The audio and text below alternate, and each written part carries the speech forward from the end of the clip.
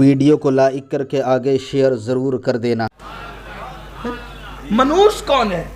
آپ مجھے منوس کہہ رہے تھے، منوس کون ہے؟ آپ کا دن تو مجھے دیکھ کر اچھا گزرا اور آپ کو دیکھ کر میرا دن کیسا گزرا؟ یہ حالت ہے۔ اس لیے تہمات پرستی سے بچو، توحید پر یقین رکھو، اللہ کی مرضی کے بغیر کچھ نہیں ہوتا۔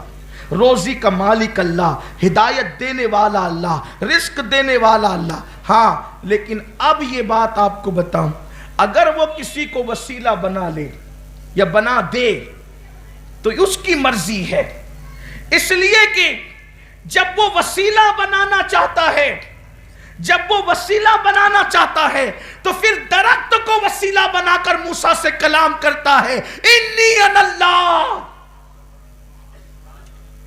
تو جب وہ درخت کو وسیلہ بنا سکتا ہے، اور قرآن کہہ رہے سورہ طٰ اٹھا کر پڑھیں، سورہ طٰ اٹھا کر کے پڑھیں، اللہ نے موسیٰ کو کلام کرتے وقت وسیلہ درخت کو بنایا، تو جب وہ خدا ہو کر ایک درخت کو وسیلہ بنا سکتا ہے تو ہم بندے ہو کر کیا غوث و خواجہ کو وسیلہ نہیں بنا سکتے؟ کیا قدرت نے درخت کو وسیلہ بنایا کہ نہیں بنایا؟ اور اگر وسیلہ نہیں بنایا تو تلوار کی طرح یہ سوال لٹک رہا ہے ان ظاہر بینوں پر کہ درخت سے آواز کیا آئی، انی انا اللہ۔ تو یہ انا اللہ کہنے والا کون تھا؟ یہ تو میں نہیں کہوں گا نا، یہ تو وہ بتائیں گے جو کہتے ہیں کہ مزارات پہ جانا شرک ہے۔ ذرا وہ بھی تو بتائی انی انا اللہ کہنے والا کون تھا؟ آواز تو درخت سے آ رہی تھی۔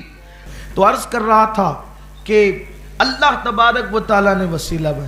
پھر کبھی کبھی لوگ توحید بیان کرتے وقت شرک کو اتنا آسان سمجھ لیتے ہیں کہ پھر وہ جو ہے وہ غوث کہنے پر بھی شرک، غریب نواز کہنے پر بھی شرک، داتا کہنے پر بھی شرک۔ حالانکہ حیرت کی بات یہ ہے، قرآن مقدس میں غیر اللہ کے لیے رب کے الفاظ آئیں۔ سورہ یوسف دیکھ لیں، حضرت یوسف علیہ السلام نے اپنے جس کے گھر وہ رہتے تھے اس کو رب فرمایا ہے۔ حیرت کی بات یہ ہے کہ اس کو رب کا جناب یوسف نے حکایتاً قرآن نے بیان کیا، پھر وہاں لوگوں کو شرک نظر نہیں آتا، لیکن الفاظ کی بازیگری کرتے ہوئے غوث کہنے پہ شرک، داتا کہنے پہ شرک، غریب نواز کہنے پہ شرک۔ میں بات آپ کو صرف اتنی کہنا چاہتا ہوں، شرک اتنی آسان چیز نہیں ہے، اور اللہ کے رسول صلی اللہ علیہ وآلہ وسلم نے فرمایا کہ میں اس بات سے بے فکر ہو گیا ہوں کہ میرے بعد میری امت شرک میں مبتلا نہیں ہوگی، بلکہ مجھے خوف اس بات کا ہے کہ میری بعد میری امت دنیا داری میں مبتلا ہو جائے گی۔ حضور نے کہا مشرک نہیں ہوگی یہ امت۔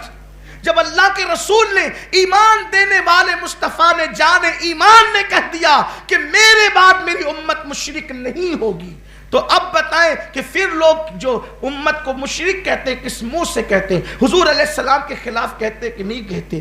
بلکہ لوگ تو شرک کو اتنا آسان بنا چکے کہ اگر کھانا سامنے رکھ کر فاتحہ پڑھ دے تو اس پہ بھی لوگ کہتے ہیں یہ بھی شرک ہے، حالانکہ اس کی اصل حدیث میں موجود ہے، مسلم شریف جلد اول میں موجود ہے، مشکات المصابی میں موجود ہے۔ کیا ہے؟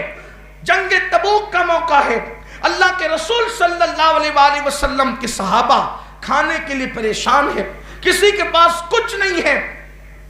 سیدنا فاروق اعظم رضی اللہ تعالیٰ بارگاہ رسالت میں آتے ہیں، عرض کرتے ہیں یا رسول اللہ، صحابہ کھانے کے مسئلے کو لے کر پریشان ہے، آپ ایک کام کریں، جس کے پاس جو کھانا ہو وہ منگائیں اور اپنا ہاتھ رکھ کے برکت کی دعا کر دیں، اگر آپ دعا کر دیں گے تو کھانا سب کے لیے کافی ہو جائے گا۔ پورے لشکر میں اعلان ہو گیا، جس کے پاس جو ہے وہ لے کر کے آئے۔ کسی کے پاس تھوڑی سی مکئی تھی وہ لے کر آیا، کسی کے پاس کھجور تھی لایا، کسی کے پاس ستو تھی لایا، کسی کے پاس سوکھی روٹی تھی لایا، اور سب لا کر حضور کے آگے رکھ دیا۔ اللہ کے رسول نے اس کھانے پر اپنا ہاتھ رکھا اور اس کو سامنے رکھ کر برکت کی دعا کی۔ یہ مسلم شریف کی ہے، اصول کتب بعد کتاب اللہ، بخاری شریف کے بعد مسلم شریف کا درجہ ہے، اور بعض محدثین کے نزدیک تو بخاری سے بھی پہلے مسلم کا درجہ ہے، لیکن ہم اس اختلاف میں نہ جاتے ہوئے یہ کہ مسلم شریف کتنی معتبر کتاب مانی جاتی ہے مسلمانوں کے نزدیک، اس کی پہلی جلد میں یہ موجود ہے، جنگ تبوک کے باب میں اب آپ دیکھیں حضور علیہ الصلوۃ والتسلیم نے ہاتھ رکھا دعا کی. اگر کھانا سامنے رکھ کر برکت کی دعا کرنا یہ معاذ اللہ شرک ہوتا تو یہ تیر کس پر جا کر لگ رہا ہے؟ یہ الزام کس پہ جا کے لگ رہا ہے؟ لوگ بولنے سے پہلے تولتے کیوں نہیں؟ اور پھر قوم کے جوانوں کا حال یہ ہے کہ جس کو جو بولتے سنا اور پھر اس کی بات طوطے کی طرح نقل کر دی. مسلمانوں یاد رکھو، ہم اہل سنت و جماعت کا مسلک 1450 سال پہلے کا مسلک ہے. اس لیے ہمارے پاس جتنی دلائل ہیں اتنے دلائل کسی مائی کے لال کے پاس نہیں ہو سکتے، کیونکہ 1857 کے بعد سے انگریزوں کی میز سے یہ مسلک نہیں ملا ہے، ہمیں صفا کے چبوترے سے یہ مسلک عطا کیا گیا ہے. اسی مسلک پر صدیق اکبر رہے، اسی مسلک پر فاروق اعظم رہے، اسی مسلک پہ عثمان غنی رہے، اسی مسلک پہ مولا علی رہے، سعد، سعید، طلحہ، زبیر، ابو عبیدہ ابن الجراح، ابو ذر غفاری، یہ سارے صحابہ اسی مسلک پر رہے. کربلا والا حسین بھی اسی مسلک کا علمبردار رہا، حسن مجتبی بھی اسی مسلک پر رہے، غوث اعظم بھی اسی مسلک پر رہے، غریب نواز بھی اسی مسلک پر رہے، بابا ملک ریحان بھی اسی مسلک پر رہے، نظام الدین محبوب الہی بھی اسی مسلک پر رہے، بابا قطب بھی اسی مسلک پر رہے، اور 14ویں صدی میں امام احمد رضا نے اسی مسلک کی ترجمانی کی ہے. یہی وہ مسلک ہے جو نجات دہندہ مسلک ہے. تو اللہ کے رسول نے ہاتھ رکھ کر دعا کی. دوسری بات، میں نے توحید کی بات کی، اب رسالت کی بات بھی کریں.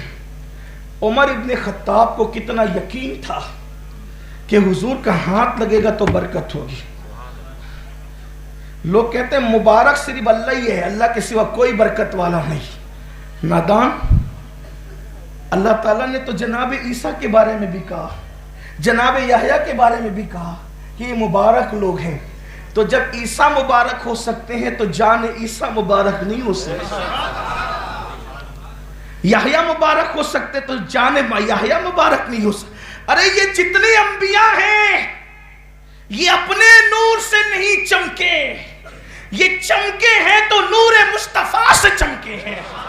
اسی لیے تو میرے امام نے کہا قرنوں بدلی رسولوں کی ہوتی رہی، جان بدلی کا نکلا ہمارا نبی. اور کہتے ہیں تو ہے خورشید رسالت پیارے، چھپ گئے تیری ضیا میں تارے، انبیاء اور ہیں سب مہ پارے، تجھ سے ہی نور لیا کرتے ہیں.